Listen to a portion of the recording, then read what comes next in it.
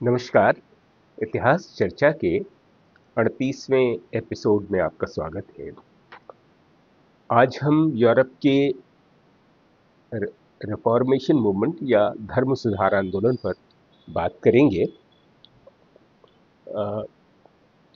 Actually मैंने पहले भी आपको ये बताया था कि रेनेसां से जो परिवर्तन की एक चेन रिएक्शन शुरू हुआ, उसमें रेनेसां, रिफॉर्मेशन, एनलाइटमेंट से होता हुआ रेवोल्यूशन तक पहुंचकर मुकम्मल तौर पर यूरोपीय समाज एक आधुनिक समाज बनकर उभरा। तो 15वीं शताब्दी में पुनर्जागरण और उसी का प्रतिफल हमको तत्काल 70 साल के बाद दिखाई देता है, जब 16वीं शताब्दी में पहली बार धर्म के से आच्छादित यूरोप में या धर्म केंद्रित यूरोप में धर्म की सत्ता को चुनौती देने वाले लोग तेजी से 16वीं शताब्दी में आगे आए और उन्होंने इतना सशक्त आंदोलन किया कि वह चर्च जो सर्वमान्य सर्वव्यापी था, वह अब विघटित हो गया और उसमें नए फेथ के लिए नए संप्रदायों ने जगह बना ली और हमेशा के लिए जगह बना ली। जबकि इसके पहले तक यह संभव पुनर्जागरण के पहले नहीं था। पुनर्जागरण के पहले भी 14वीं शताब्दी में इंग्लैंड में जॉन वाइक्लिफ और फिर जॉन हस ने इस तरह की आवाज बाद में उठाई थी।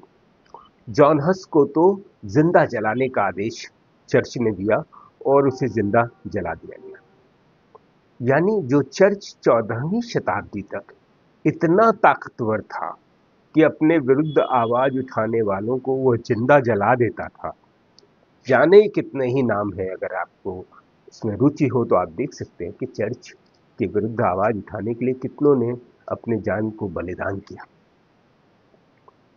लेकिन चर्च की वो सत्ता 14वीं शताब्दी तक जो थी, जो स्वीकार्यता थी, 15वीं शताब्दी में पुनर्जागरण होने के बाद 16वीं शताब्दी तक आते आते पूरे यूरोप का परिदृश्य बदल जाएगा।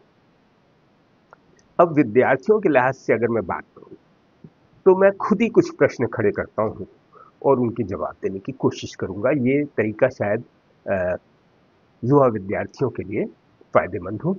जैसे मैंने कहा कि हिंदी भाषा के वर्णमाला के अक्षर क से अगर हम लोग बात करें तो धर्म सुधार आंदोलन क्या है, क्यों, कब, कहां, कैसे, ये 5 सवाल हम खड़े करते हैं और कोशिश करेंगे कि इनके संक्षिप्त जवाब दिए जाए। तो धर्म सुधार आंदोलन वस्तुतः यूरोप में जो पिछले 1000 वर्षों से पूरी तरह एक धर्म केंद्रित, धर्म प्रेरित और धर्म नियंत्रित कॉन्टिनेंट था, महाद्वीप था। पूरे यूरोप का एक नाम क्रिएंडम भी कहा जाता था, यानी ईसा का राज्य। तो इस क्रिएंडम या ईसा के राज्य में पूरी तरह व्याप्त रोमन कैथोलिक चर्च के विरुद्ध, उसमें व्याप्त भ्रष्टाचार और कर्म कांडों, अंधविश्वासों के विरुद्ध पुनर्जागरण ने जो प्रक्रिया शुरू की थी, तर्क की, हर चीज को तर्क की कसौटी पर कसने की, उसके चलते कैथोलिक धर्म में सुधार की मांग बहुत पुरजोर ढंग से उत्पन्न हुई। तो ये क्या क्या जवाब हुआ, क्यों? क्योंकि पुनर्जागरण ने यूरोपीय समाज, जो कि एक आस्था आधारित समाज या धर्म नियंत्रित समाज था, उसमें तर्क की स्थापना कर दी थी और समाज के केंद्र से धर्म को निकालकर मनुष्य को स्थापित करने की जो प्रक्रिया उसने शुरू की थी, उसी के चलते और विज्ञान की उपलब्धियों के चलते जब बाइबल या अन्य धर्म ग्रंथों या प्रचलित तौर तरीकों को गलत पाया गया, विज्ञान ने प्रयोगों से साबित किया कि ये बातें जो हम मानते हैं वो गलत है। जैसे पृथ्वी गोल है के बजाय बाइबल कहता था कि पृथ्वी अंडाकार है। बाइबल में कहा गया था कि पृथ्वी ब्रह्मांड का केंद्र है और बाकी सारे ग्रह पृथ्वी का चक्कर लगाते हैं। विज्ञान ने साबित किया कि नहीं, सूर्य ब्रह्मांड का केंद्र है और पृथ्वी समेत सारे ग्रह सूर्य का चक्कर। तो जब ये बड़ी स्थापनाएं साबित हुई, न सिर्फ गलत साबित हुई बल्कि सप्रमाण साबित की गई, तो ये आस्था आधारित समाज तर्क आधारित समाज में तब्दील होने लगा और इसने फिर धर्म की सर्वव्याप्तता और रोमन कैथोलिक चर्च में व्याप्त भ्रष्टाचार के विरुद्ध आवाज उठाना शुरू किया और इससे रोमन कैथोलिक चर्च के एक छत्र साम्राज्य में दरार पड़ जाएगी और प्रोटेस्टेंट नाम से एक और धर्म संप्रदाय शुरू हुआ। जो भी ईसा मसीह और बाइबल में तो विश्वास रखेगा, लेकिन चर्च और किसी बिचौलिए की जरूरत ईश्वर तक पहुंचने के लिए मनुष्य को नहीं मानता हुआ। तो ये हुआ क्यों, कैसे शुरू हुआ ये धर्म सुधार आंदोलन? तो इसकी पृष्ठभूमि में जाने पर के लिए हमको तमाम जो पहले चर्च के ढांचे को विद्यार्थी समझना। पोप तो स्वयं रहता था इटली के रोम में और रोम से लेकर यूरोप के सुदूरवर्ती गांवों तक एक बहुत ही मुकम्मल व्यवस्था रोमन कैथोलिक चर्च के संगठन में थी, जिसके शीर्ष पर आप चाहे तो एक पिरामिड जैसी शक्ल बना सकते हैं या एक सीधी रेखा खींच लें। उसके शीर्ष पर पोप बैठा है, पोप के नीचे कार्डिनल। तो पोप अंतर्राष्ट्रीय प्रधान है या पूरे दुनिया में कैथोलिक धर्म का प्रधान है। कार्डिनल इसके ठीक नीचे होते हैं, जो राष्ट्रीय स्तर पर विभिन्न देशों में कैथोलिक धर्म के प्रधान होते हैं। एक देश का एक कार्डिनल होगा, फ्रांस का एक कार्डिनल, इटली का एक कार्डिनल, स्पेन का एक कार्डिनल। जो भी पोप चुना जाएगा वो ताजीवन के लिए होता है। तो पोप के बाद कार्डिनल दूसरे स्तर पर, तीसरे स्तर पर आर्क बिशप या आर्च बिशप भी कहते हैं। ये लोग प्रदेश स्तर के प्रधान होते हैं चर्च। उसके बाद जिला या मंडल स्तर पे आप कह लें तो बिशप होते हैं और बिशप के नीचे फादर, मदर, ब्रदर, सिस्टर्स, ये होते हैं जो उपमंडलों तक यानी तहसील लेवल तक का इनका एक इस तरह का तंत्र है, जो गांव गांव में पादरी सामान्य भिक्षु, और ये तंत्र था। तो पोप वहां से इस पूरे तंत्र को कंट्रोल करता है। तो 5 पद प्रमुख है, उसके नीचे सब कार्यकर्ता किस्म के लोग भिक्षु हैं, जिनको छोटी छोटी जिम्मेदारियां सौंपी जाती हैं। जिस तरह से राज्य कर लेता है, वैसे ही पहले तो लोगों से अपेक्षा की गई कि उन्हें स्वेच्छा से चर्च को दान देना चाहिए। लेकिन जैसे जैसे चर्च की ताकत बढ़ी, वैसे वैसे ये दान धर्म कर के रूप में बदल गया और ये कहा गया कि प्रत्येक ईसाई को अपनी आमदनी का 10%, इसे टीथ या टाइथ, दसवां अंश चर्च को देना चाहिए। ये स्वेच्छा का मामला भी धीरे धीरे खत्म हो गया। अनिवार्यतः आपको 10% अपनी आमदनी का चर्च को देना है।